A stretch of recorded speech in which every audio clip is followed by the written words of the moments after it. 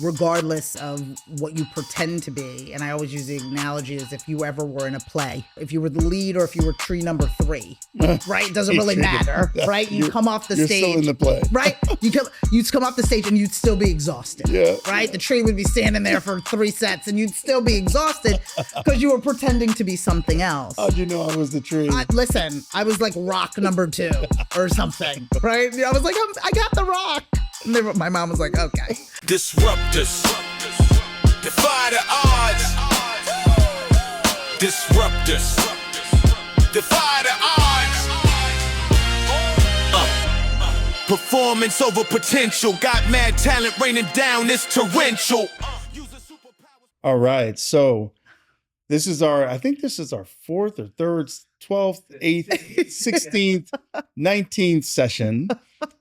Here, less than 1%. Again, we are on site at Brilliance, and we have another amazing woman who we tried it. We would have started earlier, but we tried to yank her out the room, and everybody was talking to her. So it's Cheldin Rumer. Yes. And you, I'm not going to give it all away because I want it to come out for sure. But you know, for us, I think that to bring women together, for sure. And I think it's sort of like as a dude, yep.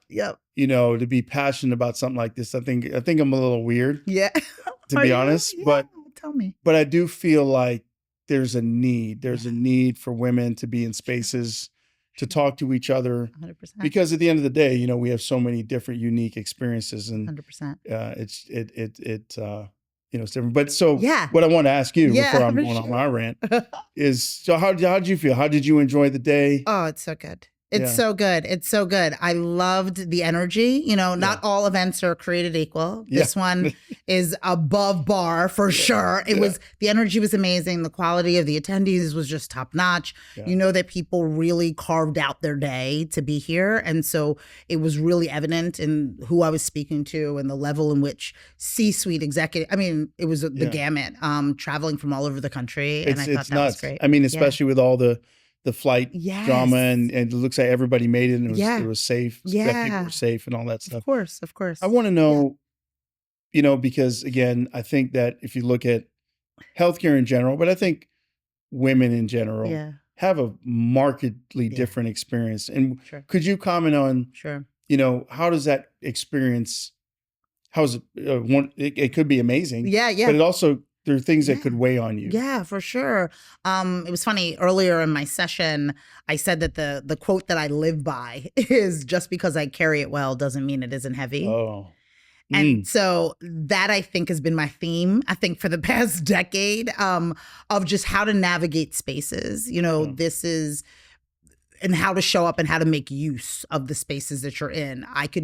It's the same energy, right? It's the same energy that I can use to be disgruntled or angry within a space, or the same energy I can use to be positive and make use of a space. And so I encourage women, knowing that times are difficult, knowing that you're not always going to be understood, knowing that it may be tougher in a lot of different ways, or are definitely tougher in a lot of different ways. It's how you carry it, right? And can we be of service to women who not only have a lot to carry, we're always tempted to say, oh, why don't you put that down? Or why don't you do less? And I always say, how can I help you carry it? Right? As opposed to, how can I help you put it down? I love the way you put that, because I think the idea that you have to get rid of the feeling is kind of weird, right? Like, if, you know, hey, if I feel hurt or sad, instead of saying get rid of it, say, hey, let me help you with it. For sure. You know, the whole one set of footprints thing. 100%. And there's this notion nowadays of, it's not that deep. It's not that deep.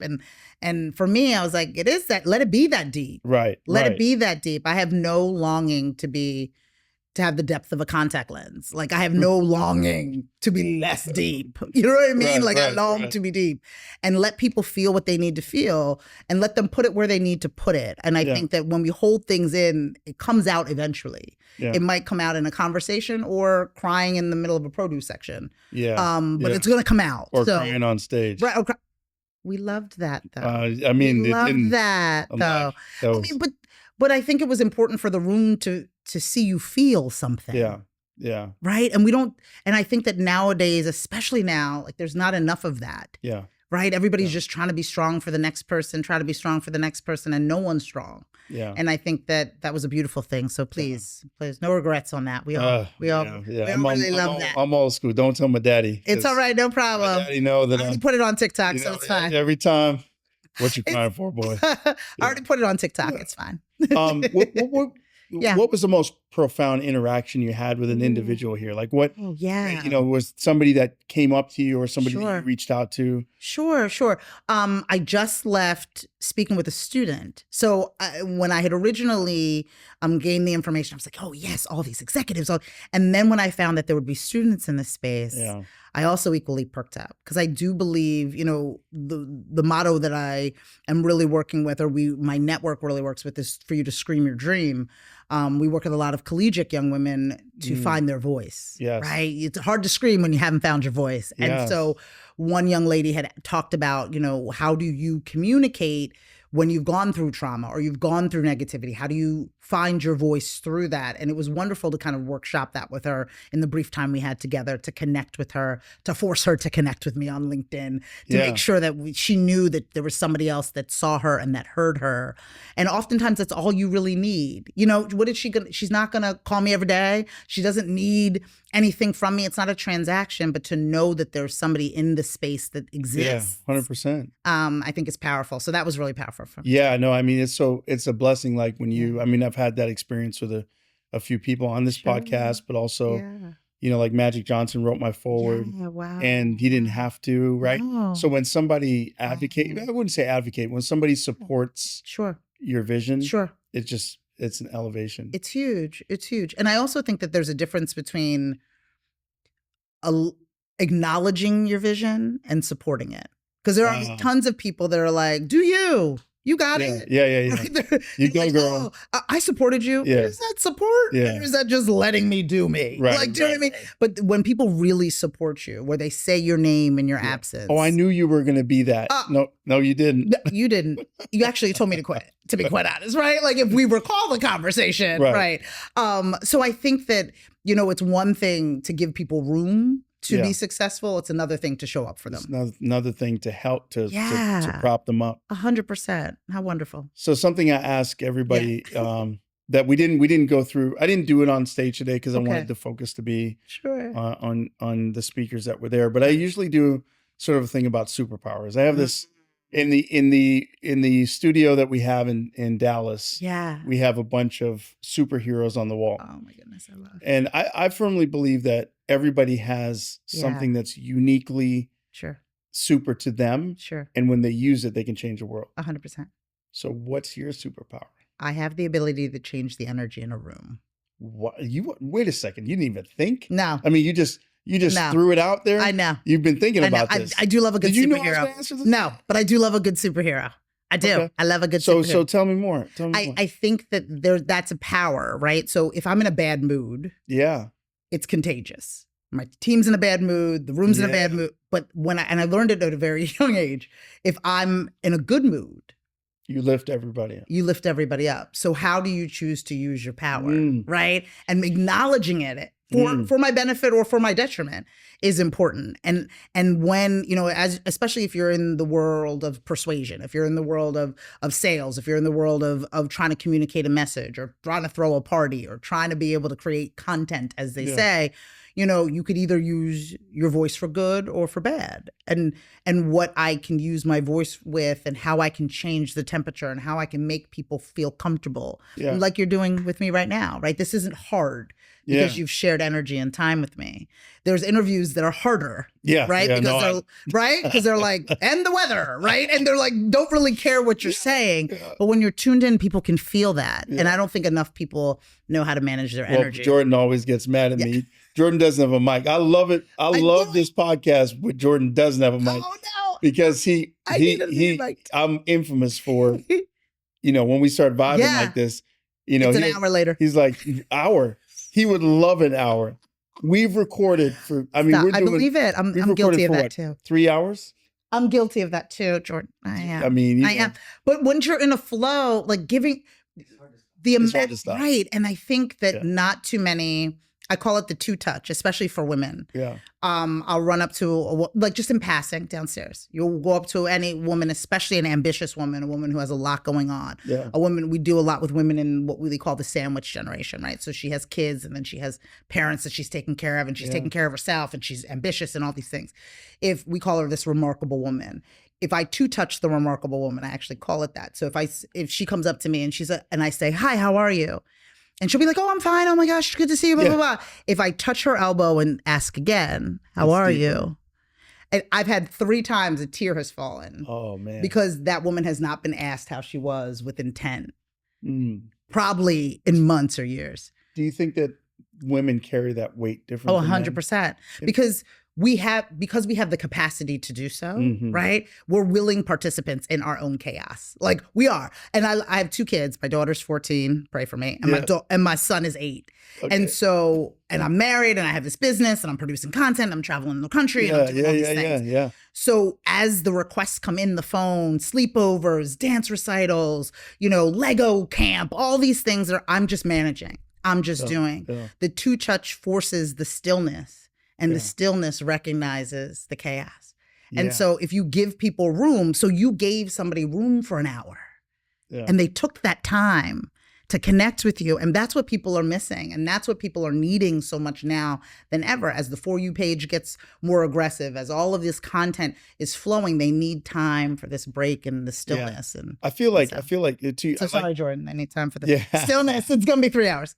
But I think your comment about capacity, the difference between men and women. Yeah. I think, and I don't know enough about electrical engineering, but I feel like most men, and that we're being stereotypical. Of course. But in most situations, men get to a capacity and discharge. Sure. Right? Whether it's anger or it's whatever. Sure. Whereas I think the women, their capacitor builds up and up and up. 100%. And they almost try to sort of decapacitate it, if that's a word. Yeah. But sometimes as it's filling, you're trying to run it down. We compress it until we can't anymore. Yeah. And sometimes when they're like, you lost, when women stereotypically, she lost her mind. I didn't even know. She was mad. She had been compressing for so long. The entire time. And so, and not asked how she was doing and not asked. And, we have amongst, the women that we work with too, we always say, check on your strong friends. Yeah. Because your strong friends are often the ones that need the most help, right? Just check in on her. Is she okay? Ask her if she's okay.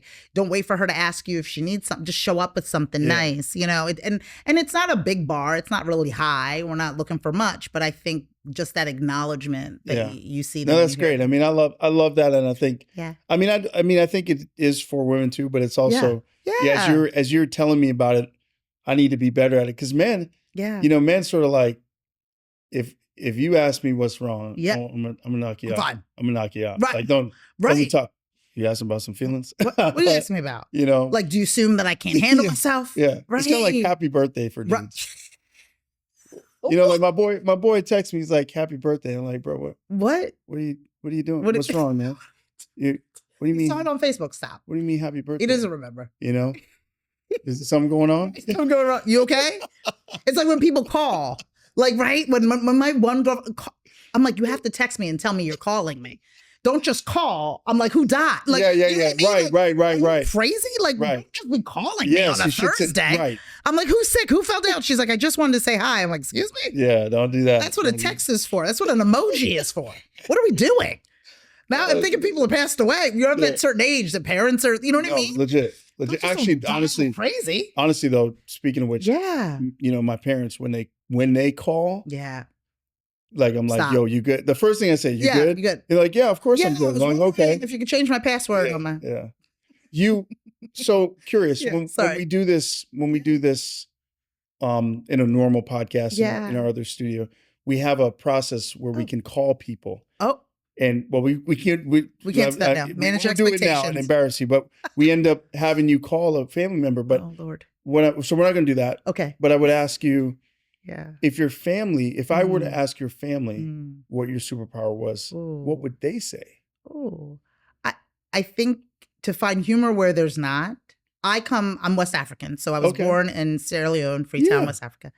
I come from a crazy West African family, and so admittedly. Like no one would tell you otherwise. It's not like I'm telling tales on them. They just would all equally say that.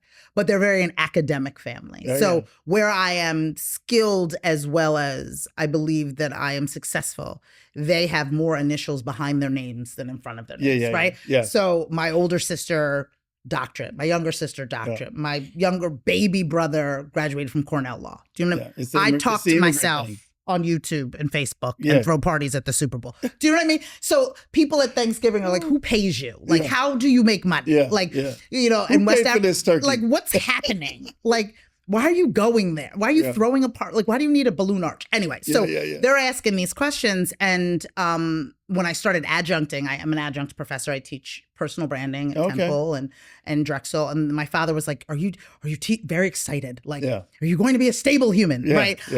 And they know that what their capabilities are.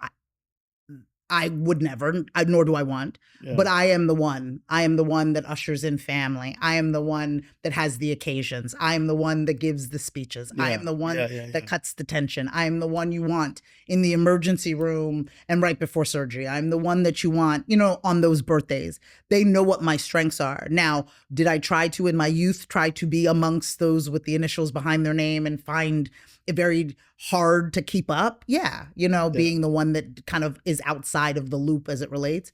But that's how I know that who I am is a superpower. Do you feel like, so in less than 1%, you know, I write about, you know, putting people in boxes. And how much more greatness would there be in the world if we didn't do that? Do you feel like you've been putting up? I mean, I know that you did it with the parents, but I mean, in general. In general, of course. I mean, I think so. And I think that I've also I think the world would be better if we didn't. I also acknowledge the boxes that I'm in. Yeah. I acknowledge, you know, I arrive early and go to bed late, you know, regardless of whatever the situation is. I show up and I over deliver. And that might be because I'm in so many boxes, right? Yeah. As a woman, as an immigrant, as a mother. I mean, every check mark I could have, I have. But that for me has never really been an excuse. But if anything, it's been my badge of honor for these boxes, right? Because I can be able to have these conversations in any box that I'm in. I can find camaraderie amongst a number of different people uniquely based on the boxes that we share. So but that's an acknowledgement, and that takes time. You know, some of us fight the box, right? And fight who we are naturally, as opposed to use who we are naturally as our strength. And it takes time. I think that's you know, that is 100%. I didn't say that today because a lot of women said it that were on stage. But I am a huge, I hate imposter syndrome. I think it is just, I think it's the kind of word that automatically sets you up for failure. 100%. And I like the idea of like, I think coaching is changing this way. Yeah. Do you coach around the strengths? 100%. I think old coaching used to be, what's your weakness? Let's fix that. Yeah. No. So, you know what? So if you were, we had women today that were students. Aspiring. Well, again, I was corrected by Charlene. She actually corrected me, and it was an appropriate correction. You said I shouldn't say aspiring students or aspiring leaders. That's right. Everyone's a leader. She said everyone's a leader. She broke me down. I was like, you broke me down. That's why you're up here. That's why you're up here. But so we had students all the way up to, we had health system executives. I mean, it was I mean, it was huge. It was like a lot of C-suite folks. So if you were going to, you know, do a PSA for everybody who attended, and now they're listening to this podcast, what would you tell them? You know, like sort of after the conference, what now? I really love the idea of identifying where you are in order to get to where you want to be. Awesome. I think that a lot of people are in this notion, again, not to age myself, but grew up in this notion of this kind of fake it till you make it kind of space. And regardless of what you pretend to be, and I always use the analogy as if you ever were in a play, right? If you were the lead, or if you were tree number 3, right? It doesn't really matter, right? You come off the stage. You're still in the play. Right? You'd come off the stage and you'd still be exhausted, right? The tree would be standing there for 3 sets and you'd still be exhausted because you were pretending to be something else. How'd you know I was the tree? Listen, I was like rock number 2 or something, right? I was like, I got the rock. And my mom was like, okay, I have to buy a costume for The Rock. Anyway, what are we doing? But ultimately, when you're pretending to be The Rock, the tree, or the lead, it's exhausting. You're still tired. You're so tired. But when you come and show up as yourself, you might be nervous, but not fatigued. Yeah. And so allow for the nervous to be the strength. Allow for you to get comfortable with where you are. You do not have to be the best to be great. You don't. You don't have to be number one. You need to say that again because we need to get this soundbite. You do not have to be the best to be great. You do not have to be number one in the race to be worthy of running. You don't. And that's I think amazing. And I think that's the play. And that's what we talked about. Yeah. And I think so many people, I'll only participate if I come in first. It's crazy. Yeah. I'm a huge fan of sprinting, the Olympics sports. Yeah. They're the best in their countries, but they might be 20th at the Olympics. So they might never. So what? Don't run? Well, right now I'm writing my next book. Yeah. And I'm talking about, it's called Almost, The Other Side of Winning. Ooh. And it's, if you look at the difference, especially in the Olympics, you're talking about swimming or sprinting. Yes. And the gap between first is milliseconds. And if one person wins, they're revered. And the person that lost is a dog. Right. But the difference is this much. That much. And how much, again, that's my mom. Yeah. How much more greatness would be in the world if we acknowledged that there is greatness that comes second and third. There's greatness that comes 20th. Yeah. And what does that person do when they go home to their hometown and tell that story? Do they tell the story about them losing? Or do they tell the story about them going to the Olympics? Amazing. That's a choice. Amazing. Right? And that's where the power is, right? Although I hate losing. I hate losing too. But the only reason you got to 20th is because you wanted to be number one. Yeah, they're right. The drive to be, right. and I think the challenges with the Michael Jordans and those kind of people is the ability to have drive beyond when you get to number one 100%. is amazing. It's amazing. Yeah. Where do they? So people are out there. Yes. You're gonna check out Cheldin. Yes. Where do they find you? Oh, Where do they consume you? And what are you doing next? Yes. So I'm the CEO and executive producer of This Is It Network. You can find me everywhere.